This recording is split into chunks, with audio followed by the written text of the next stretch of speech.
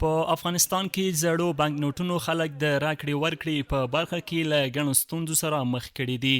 کابل ښاریان وایي چې په بازارونو کې زړې پیسې زیاتې شوي او د دغو بانک نوټونو د کارولو پر مهال له ستونزو سره مخ دي. پیسې خو ولا زړې دي، پیسې رښتیا هم زړې دي. زه راغلم ښار ته، پیسې د ټول خلکو جنجال د پیسو باندې، پیسې زړې سوي دي، شکېدلې دي، لوټونه ټول شکېدلې دي.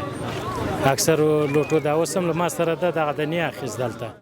خلک له حکومت څخه په دې برخه کې د جدي هڅو د ترسره کېدو غوښتنه کوي او وایي چې حکومت د زاړه بانک نوټونه له بازار څخه ټول او نوي بانک نوټونه دي وویشي. زړې پیسې اخلم او بیرته یې پلورم. پیسې تر دې حده زړې شوي چې هیڅ د استفادې او چلښت وړ نه دي. په بازار کې اوس تر ټولو لویه ستونزه هم د زړو پیسو موجودیت دی چې هم هټیوال او هم مشتریان ورسره لاس او ګریوان دي. موږ له افغانستان بانک څخه غواړو چې نوې پیسې بازار ته عرضه کړي او زړې ټولې کړي.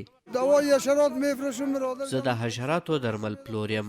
کله چې خلک له ما یو څه پیري نو ماته داسې زړې روپۍ نیسي چې هیڅ د چلیدو وړ نه وي. که زه یې واخلم بیا له ما څخه هغه بل څوک نه اخلي. ډیر سخت په عذاب یو وروره. موږ له حکومت څخه په دغه برخه کې د جدي پاملرنې غوښتونکي یو. د افغانستان د صرافانو ټولنې ویان حاجي عبدالرحمن زیرک وایي چې په خصوصي بانکونو او مارکیټونو کې زاړه بانک نوټونه لا هم جدي ستونزه ده. نوموړی له افغانستان بانک څخه غوښتنه کوي چې ژر تر ژره دې نوي بانک نوټونه بازار ته وړاندې کړي ترڅو د خلکو مشکلات حل او د زړو پیسو ستونزه هواره شي. افغانۍ خو ارزښت لله الحمد د ډیر وخت را په دې خوا څخه د ټولو خارجي اثارو په وړاندې باندې قابل له قدر ده او د حالت څخه موږ راضي یو. د زړو افغانیو یو مشکل زموږ په مارکیټونو کې د ډیر وخت را په دې خوا شته. دا مشکل اساسي، دا مشکل زموږ او د مشتریانو تر مابین شته، دا مشکل زموږ او د خصوصي بانکونو تر مابین شته، دا مشکل د خصوصي بانکونو او د مشتریانو تر مابین شته. دا مشکل شته په مارکیټ کې.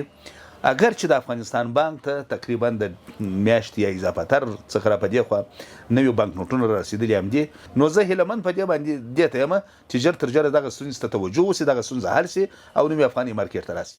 په ورته مهال د افغانستان بانک ویان نصیب الله نوري وایي چې د بانک نوټونو چاپ او نشر یو معمولی امر دی چې مرکزی بانک د اړتیا پر مهال دا چاره ترسره کوي.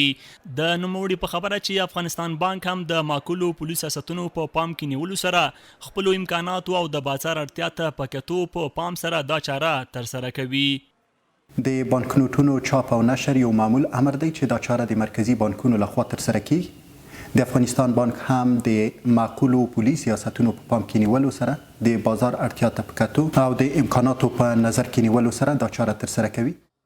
د یادونې وړ ده چې په بازارونو او د صرافۍ په مارکیټونو کې د نوو بانک نوټونو د کمښت په اړه اندېښنې په داسې حال کې زیاتې شوي چې د افغانستان بانک څه باندې یو میاشت مخکې ویلي وو چې په میلیارډونو افغانۍ نوي بانک نوټونه له پولنډ هیواد څخه کابل ته لیږدول شوي دي. د دغه بانک مسؤلینو تر دې مخکې ویلي وو چې د چاپ شوو بانک نوټونو اندازه 10 میلیارډ افغانۍ ده.